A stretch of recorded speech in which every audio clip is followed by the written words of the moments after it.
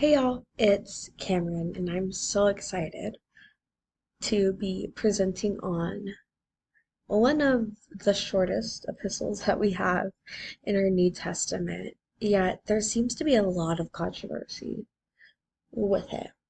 It's something that I wasn't even made aware of until we had to pick a topic to be presenting on, and this is something that caught my eye.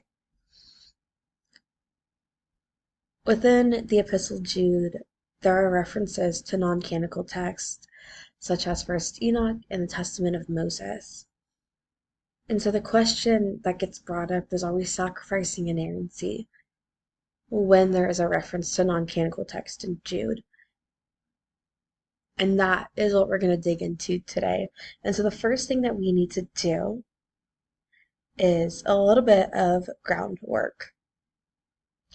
And for those who are not biblical studies majors, this is called prolegomena.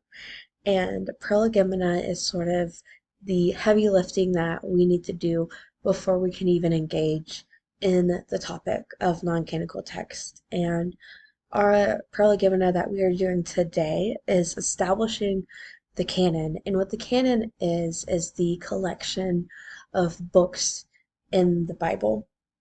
So we have the Old Testament canon and New Testament canon as well. And the way that the scripture that we have today, how it was made, is through a series of councils. And we're going to examine that today because it's critical that we understand how we got our Bible today, what was selected as canon, what was not selected as canon, and just that whole process. So let's dive in to that. The Council of Rome is held in 531 AD, and no surprise, in Rome. And how the council went about is that the forefathers of the faith came together in Rome and upheld the Old Testament writings of the law, prophets, and some of the historical books as being the Old Testament. And it wasn't until almost 1,000 years later, at the Council of Trent, during 1545 through 1563, is when we established the Old Testament canon. And so everything that you see in our Old Testament Bibles today is established at the Council of Trent. And there are several criteria for being a part of the scripture. And so this is why it took so long, because there's a lot of wrestling and debating about, is this just a really good letter from the Apostle Paul, or is this the inspired word of God? And so this is the criteria for each book. The forefathers weighed it with these criterias. Is the writings inspiration? Their apostolicity. So who was the writer? Was it from an apostle? Was it not? Antiquity, applicability to the whole church, public reading in the assembly, and right doctrine. So these were the things that each writing had to go through. And if it fell in the yes category on all levels, it was added to the canon. And so books like First Enoch and the Testament of Moses, although they were great books, they did not meet this criteria that we established. So let's begin by understanding Jude. Who was the writer? The writer of Jude, pronounced Judah, is actually one of Jesus' four brothers. For those who don't know, Jesus had four, for lack of a better term, stepbrothers, and Jude was one of them. And we begin to see how the brothers uh, engage with Jesus' teaching in Acts, in the very first chapter of Acts. Luke records that they, the disciples, all joined together constantly in prayer, along with the woman and Mary, the mother of Jesus, and with his brothers. So Jude was already beginning the process of discipleship, and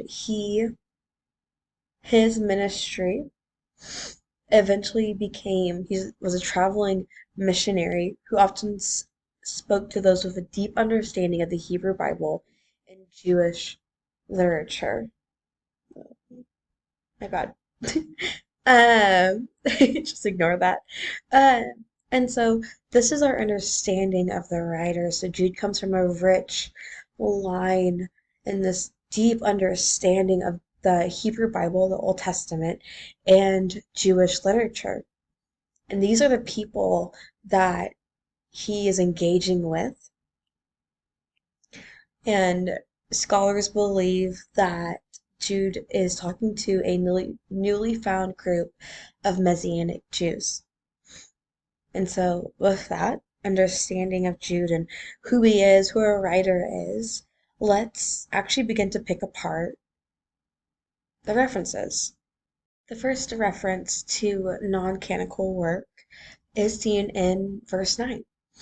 And Jude is quoting from the Testament of Moses, which was a Jewish literature that his audience would have been very well versed in. And so this is the quote that is found in Jude that is a reference to the Testament of Moses.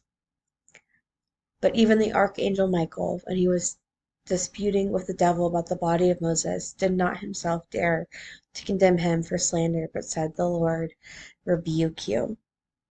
The next reference is just a couple lines down. It's actually 2 verses. But this is a reference to the book of First Enoch, which is again another Jewish literature piece that Jude's audience would have been made very aware of. And so this is the reference that Jude makes.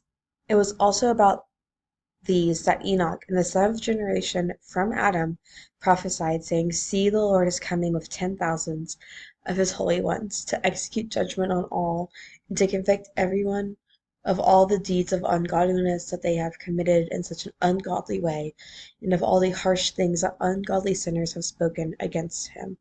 So why would Jude be referencing these works of literature in his letter to the Messianic Jews? And I love the way that Nicholas Moore, who is a theologian, states that a reminder that Jude reads the Hebrew scriptures through a complex interpretive web of traditions which he does not necessarily consciously disassociate from the text themselves. And so Jude is so desperately trying to connect his audience to the work of Christ, and he'll use references of First Enoch and the Testament of Moses just to further point to Christ. So how should we respond to this? Are we sacrificing inerrancy with these references? And absolutely not. There's no inerrancy with the references to First Enoch and the Testament of Moses. And better yet, we see references today in our modern day. This is no different than when a pastor uses a TikTok reference or a movie reference that inherently points back to Christ. And so we don't have to worry about sacrificing the inerrancy of Scripture.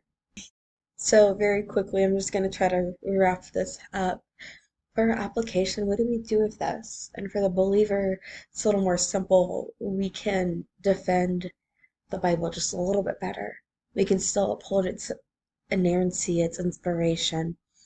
And for the non-believer, and I think this kind of bleeds into the next slide, which is serving Christ, is that through these works that are outside of Scripture, we can still see the fingerprints of the Lord. And I think this is how I just think of Hemingway, and if you don't know, Hemingway is a dark writer.